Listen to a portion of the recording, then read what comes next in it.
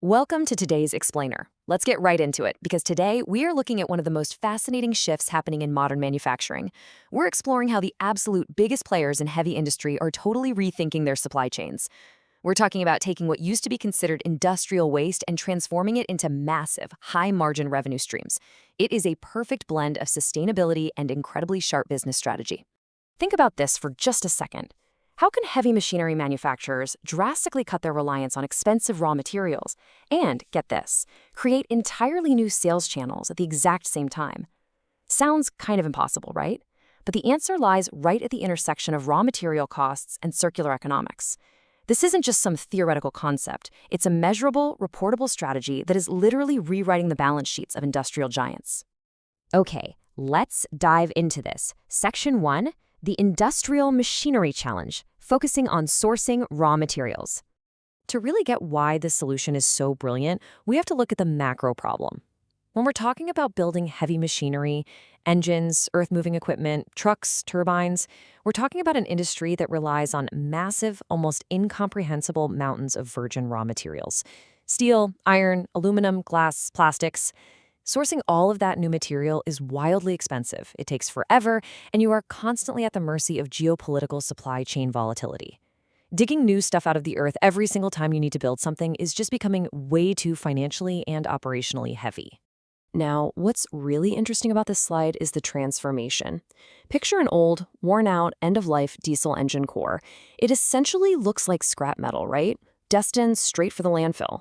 But watch what happens. It enters a specialized facility, and it comes out the other side as a polished, certified, remanufactured engine. It's practically indistinguishable from a brand new unit, and most importantly, it's got a high-value price tag attached to it. So we aren't just talking about recycling here. This is serious value creation in action. Which brings us to Section 2, defining remanufactured products, and understanding what exactly counts as like new. To report on this revenue accurately, you have to follow incredibly strict global standards. Under SASB metric RT IG 440B.1, a remanufactured product has a very specific definition. It's an end-of-life product or component, meaning something that was previously sold, worn out, or non-functional that has been put through a rigorous industrial process to get it completely back to its original working condition. It truly has to be like new. This isn't just a quick patch job. We're talking about a highly technical, full-scale industrial overhaul. But, and this is crucial, we have to be very clear about what is not included here. Standard servicing of products that are still in warranty and brought in for repairs, absolutely excluded. Why? Because fixing something under warranty is essentially just a standard liability. It's a company making good on a promise to the customer. Remanufacturing is totally different. It's taking a dead asset and turning it into a brand new revenue engine.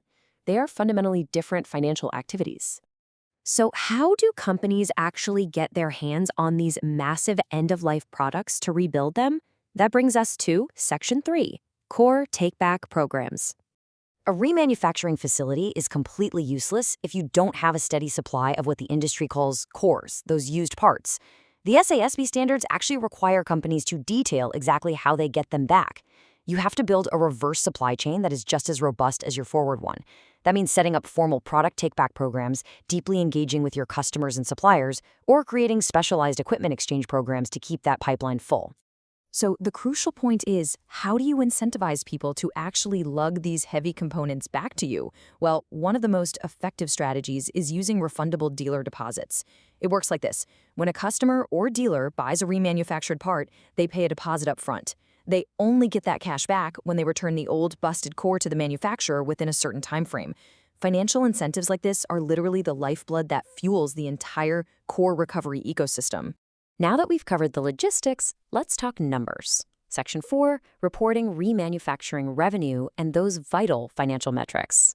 You can see the specific metric right here for the industrial machinery sector, RTIG 440B.1. This is where it hits the balance sheet. Investors are explicitly asking companies to quantify and track their total revenue from these remanufactured products and services. It's no longer just a nice-to-have. It's become a key indicator of a company's operational efficiency and ability to innovate. And to keep things totally transparent and comparable for those investors, the standard dictates a very simple rule for following the money. This financial bottom line must be quantified and reported in the entity's presentation currency. It takes this sustainable, circular practice and puts it right on the main stage of the business's core financial disclosures. Let's zoom back out for our final takeaway. Section 5, the circular economy advantage. And this brilliantly illustrates the true power of the circular economy for heavy industry. By embracing remanufacturing, a company strategically limits its reliance on those unpredictable virgin raw materials. It slashes the manufacturing time, energy, and resources required compared to starting from scratch. It creates entirely new, high-margin sales channels out of nowhere. And fundamentally, it pulls immense financial value straight out of products that were otherwise heading for the scrap heap. Which leaves us with a pretty massive question to ponder. As global raw material costs keep bouncing around and environmental regulations get stricter, is designing products specifically for remanufacturability going to become the ultimate competitive advantage for heavy industry? The companies that master this aren't just going to be saving the planet, they're going to completely dominate their markets. Thanks so much for joining me for this explainer. Keep questioning, keep learning, and I'll catch you next time.